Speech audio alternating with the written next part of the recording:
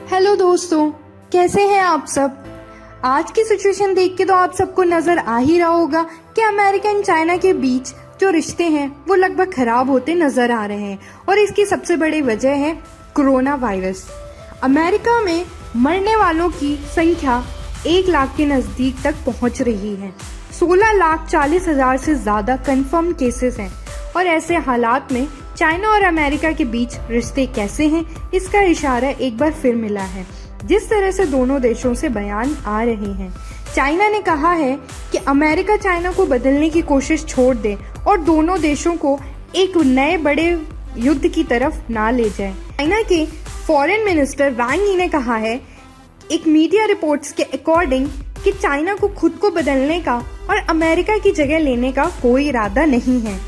America की ओर से कुछ बयान आ रहे हैं जो राष्ट्रीय सुरक्षा सलाहकार ने एक इंटरव्यू के दौरान कहा कि एक बार फिर अमेरिका ने चाइना पर आरोप लगाया है कि चाइना ने वायरस को लेकर जानकारी को छिपाया और जिस तरह चाइना की हैंडलिंग रही कोरोना वायरस को लेकर, उसकी तुलना उन्होंने शेरोविल से की है और उन्होंने कहा है कि अमेरिका कोरोना की वैक्सीन चाइना से पहले बनाएगा।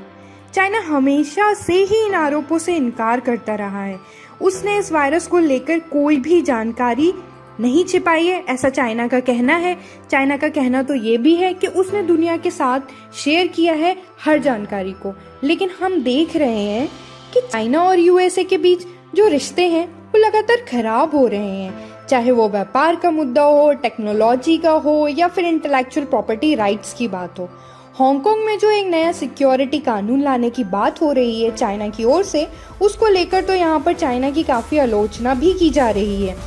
चाइना और हांगकांग पर सैंक्शन या प्रतिबंध लाने की बात भी यहाँ पर की जा रही है। चाइना को ऐसा लगता है कि इस वक्त दुनिया का ध्यान कोरोना वायरस की तरफ से बटा हुआ है और चाइना कोरोना वायरस के खिलाफ जो लड़ाई है उसमें मजबूत बनकर उभर रहा है। अमेरिका ने तो ये भी आरोप लगाया है कि चाइना के हैकर्स जो हैं वो वायरस से जुड़ी जो टेक्निक है या रिसर्च है उसको चुराने की कोशिश कर रहे हैं और अभी इस मामले की जांच चल रही है, मगर चाइना इन सारे आरोपों से इनकार कर रहा है। उधर साल 2017 में जब प्रेसिडेंट ट्रम्प का जो नेशनल सिक्योरिटी स्ट्रेटेजी डॉक्यूमेंट आया था, उसमें चाइना का जिक्र 33 बार किया गया था और इस डॉक्यूमेंट में ये भी कहा गया था कि चाइना और रूस जो अमेरिका की शक्ति है, आज वो उसे चुनौती दे रहे हैं। चाइना और अमेरिका के बीच जो व्यापार समझौता साइन हुआ था, उसके बाद ऐसा लगा कि रिश्ते बेहतर हो रहे हैं, लेकिन कोरोना वायरस के क्राइसिस के बाद जो सिचुएशन सामने आई,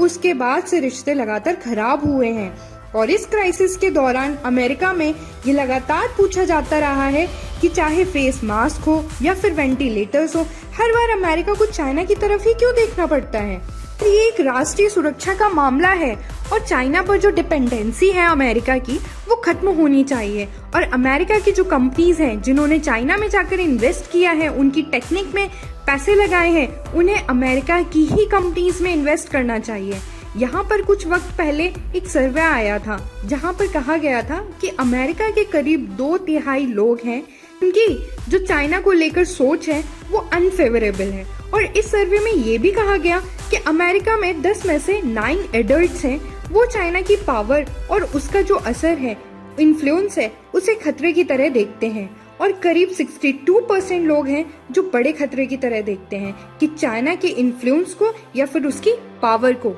तो दोस्तों, इससे तो आपको पता चल ही रहा होगा कि चाइना एंड यूएसए के बीच जो रिश्ते हैं वो कितनी हद तक खराब हो चुके हैं। ये रिश्ते आगे फ्यूचर में बदलते हैं, सही होते हैं या और खराब होते हैं, ये तो आने वाला वक्त ही बताएगा। आज के लिए टेक केयर, बाय बाय।